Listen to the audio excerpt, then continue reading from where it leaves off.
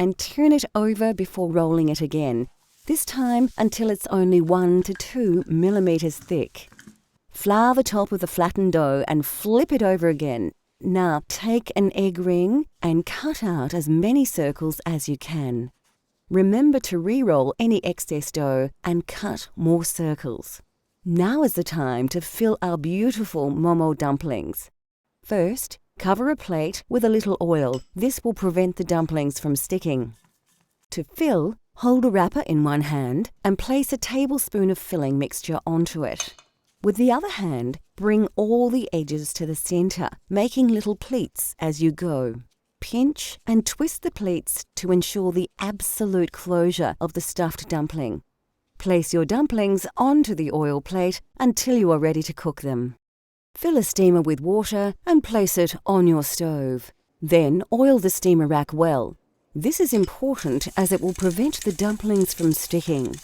Place the dumplings into the steamer and allow a little space for them to expand during cooking.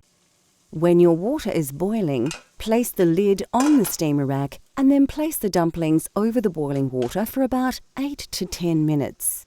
Serve your momos immediately on a plate with a generous serve of golbeda ko achar, which we will make shortly.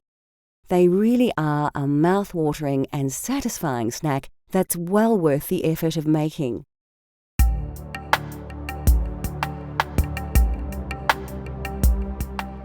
Nepalese cuisine is famous for achar, a vegetable or fruit pickle made from lemon juice, salt, and numerous spices. Homemade pickles became popular across Nepal in the days before refrigeration, as the fermentation process preserved food very well. There is thousands of variety of achar because different culture, different religion, different weather. And hillside, Himalayan side, they like to eat quite hot and flavored because they are very cold. And there's another side, not too cold, different religion, different people. And also, achar is one good for thing. In countryside, even countryside, don't have refrigerator, fridge. In city side, like 20 years, 50 years ago, they don't have fridge, anything. That's why they put some spice and then keep 2-3 days, doesn't go off. That's why they started from that achar is spicy. Now everyone used to eat, used to like. That's why more popular.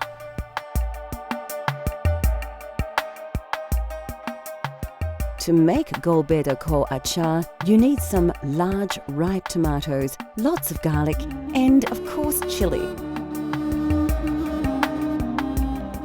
You'll also need the juice of a lemon and a bunch of coriander.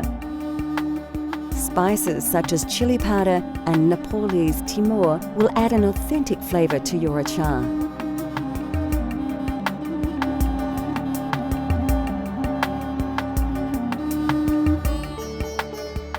The first thing you'll need to do is slice a number of fine, ripe tomatoes in half and put them aside for later. You'll need to slice about 4 tomatoes in total. Next, take a small bunch of washed coriander and finely chop the leaves. Place the herbs into a small bowl. Pick up a long green chili, remove its stalk, and then chop it into sections of about 1 centimetre. Add the chili, including the seeds, to another bowl. Now grab about 4 or 5 peeled cloves of garlic and roughly chop them into pieces. Place to one side. Now you are ready to start the cooking process. Heat a frying pan with some oil to a moderate heat and add the tomato halves one by one.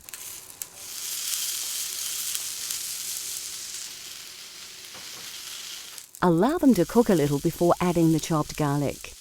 Next, add the green chili to the pan and mix the ingredients together. Add a teaspoon of salt and a tablespoon of Szechuan pepper, and then place the entire contents of the pan into a blender.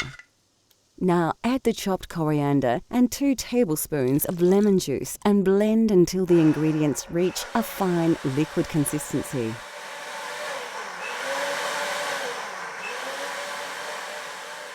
And that's it. A simple but very versatile tomato relish that is the taste of Nepal. It is best stored in an airtight container and served with any number of dishes as a tasty condiment. Coming up on Cultural Flavours, we discover the dish of the Nepali nation.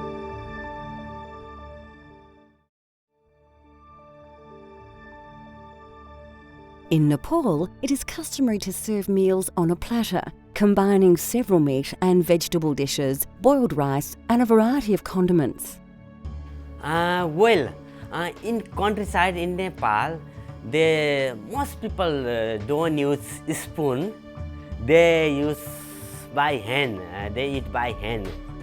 So that's why everything keep dal, bhat, tarkari, and rice in the middle. Also chutney. We call chutney, gulbida achar. In Hindi call chutney. We call gulbida achar, and tomato pickle actually, and it's yogurt, something like that. And everything on the plate. Then that's why look nice. So don't need to different curry bowl. A wonderful and extremely popular example of this is dal bhat masu, which literally means dal, rice and meat with gravy. As in India, lentils are an important staple of Nepalese cuisine, and they are commonly used across every region of Nepal. By far, the most popular dish is dal, a spicy soup made from black urad dal, tomatoes, garlic and a variety of ground and dried spices. Bhat, or rice, usually plays a central role in these platters, and it will always be surrounded by a number of other dishes that are served in small separate bowls. Basmati rice is common to the region and noted for its delicate fragrance and flavour. Our dal bhat masu features kukura ko masu, a simple chicken curry prepared with tomato, garlic and ginger. A common alternative to masu is takari, a curry made simply with vegetables. An important ingredient in this, and nearly all Nepalese curries, is a dried herb called jimbu. Used extensively across Nepal for its unique taste, which is similar to onions or chives, it is also said to have exceptional medicinal properties. We'll show you how to prepare this delicious curry later in the show. Vegetable dishes are extremely popular and vary across the country. A delicious dish we shall prepare later is saag, a simple stir-fry featuring mustard leaves, chilli and several Nepalese spices. Of course, the most quintessential Nepalese side dish of all would have to be achar. Made from numerous fresh ingredients, the variety of achars is staggering, and it is said that they number in the thousands. This is Golbeda ko achar, a spicy tomato relish that is added to platters and, of course, used as a dipping sauce for Nepalese dumplings. A small serving of plain yogurt puts the finishing touches to this traditional Nepalese meal. Dal bhat tarkari that's one kind of fixed menu. We call dal bhat tarkari. In Indian call thali. Thali. That's fixed menu, fixed price. But some people eat less, some people eat more. Don't have to pay again, The fixed price can have more dal, more bhat, more tarkari. Yeah, even masu as well, dal bhat masu. Not like not limited thing. That's why many different tastes, same price. So that's why people like to eat that one. Many tourists also eat there. I can see there. Everyone asking, okay, I like to try dal bhat tarkari today. I like to try dal bhat tarkari tonight. Yeah, that's why I think. Yeah.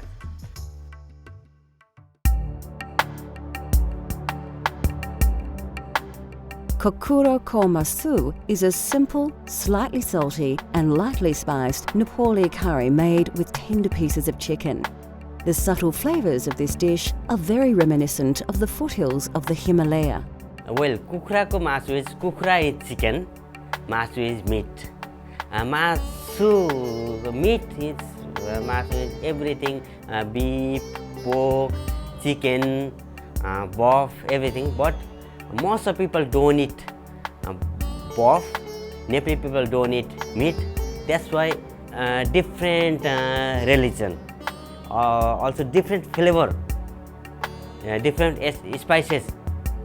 That's why people make and people eat different. Even in Kathmandu, Nepali people, they make a meat achar, meat pickle. The Nepali people, everything, even they pray or something, they must have a meat item. Many things, you know.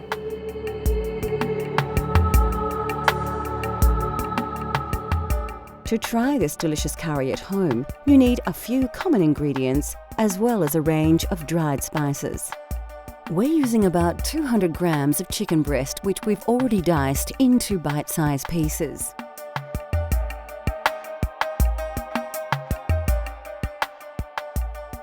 All of these spices should be available from your local supermarket, including Szechuan pepper, which has a slightly lemony flavour and is native to China.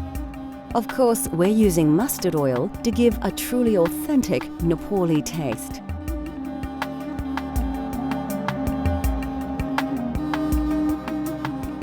Before starting the cooking process, you need to chop a large red onion and dice a tomato. Like most curries, the secret is to start with a great paste. Pour about 4 dessert spoons of mustard oil into a large saucepan and heat to a moderate temperature. First, put about half a teaspoon of fenugreek seeds and half a teaspoon of cumin seed into the oiled pan. Quickly scoop 1 generous tablespoon of garlic and ginger paste and then add 1 red onion which has been finely chopped. Mix the ingredients well and cook until the onions brown. Take a good pinch of jimbo and a tablespoon of turmeric powder and add to the paste. To add a little liquid, add some chopped tomato. About 1 will do.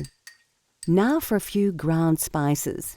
You need to add a teaspoon of curry and chili powders, a generous tablespoon of crushed cumin seeds, and some ground Szechuan pepper. Finally, season with a large pinch of salt and then stir the paste very well, allowing the spices to release their exotic aroma. After about 3 or 4 minutes, your paste is ready and you can cook your chicken. Pour in about 200 grams of diced chicken breast and stir really well. We want to make sure that the meat is thoroughly coated with the curry paste. Then cook for another 3 or 4 minutes. Now turn the heat down low and let the curry simmer for about 4 minutes. Give your curry a good stir and then add about 2 tablespoons of coriander. At this stage, your curry sauce will be quite dry, so it's a good idea to add about 1 cup of water. Stir until cooked through, put the lid on the pan and allow to simmer until you are ready to eat. Kokura ko masu is a tasty curry that is simple to prepare. It comes straight from the foothills of the Himalaya to your very own table for you to enjoy at home. This dish is best eaten with basmati rice or roti.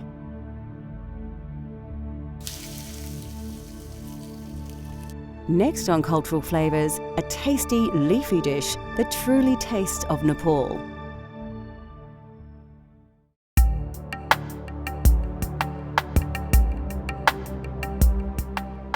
Commonly eaten across most of the Indian subcontinent, saag is a tasty curry dish made with either spinach, mustard leaves and various other greens. Mustard leaf is we call raiko saag. That is mustard spinach. Because there's mustard leaf every house on garden. People grow that one. That's why I think it's very tasty, and you don't have to buy to another spinach. So that's why people cooked it. They're very tasty, very soft, very crunchy, and flavored. They cooked quickly, and many people like it. And that's why Nepali people liked and cooked that saag.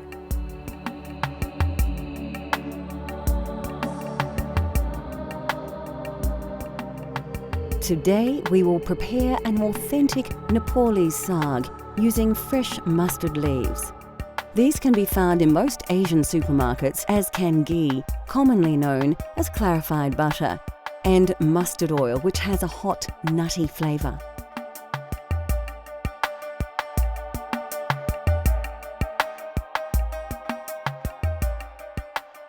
Alternatively, you could swap these ingredients for other more common ones such as spinach, butter and vegetable oil if you wish.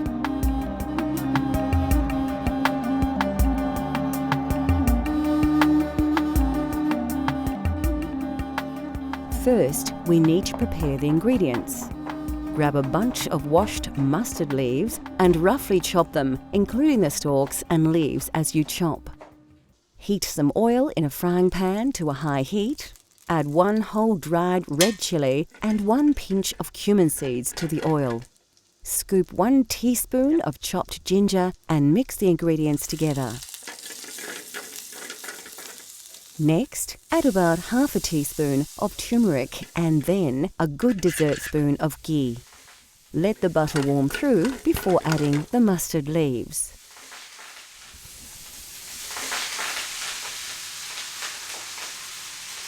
Liberally season with salt before giving all the ingredients a thorough stir through to ensure that all the greens are generously coated with flavour. So there you have it, saag made with mustard leaves, a fresh and very tasty accompaniment to any main meal.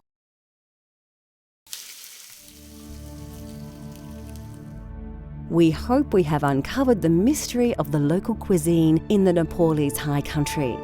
It is a food of many influences and flavours, yet it still maintains its own unique tastes and style. The food of Nepal relies greatly upon the produce that is readily available and in season, and its dishes have been greatly influenced by the diverse cultures and geography of the region. It is, of course, a cuisine that is well worth exploring just as much as the mountains that dominate its landscape. Cultural Flavours continues to explore the world through the diversity of food. From Nepal to Japan, France to Korea, let Cultural Flavours take you on a gastronomic journey so you can experience the tastes of the globe at home.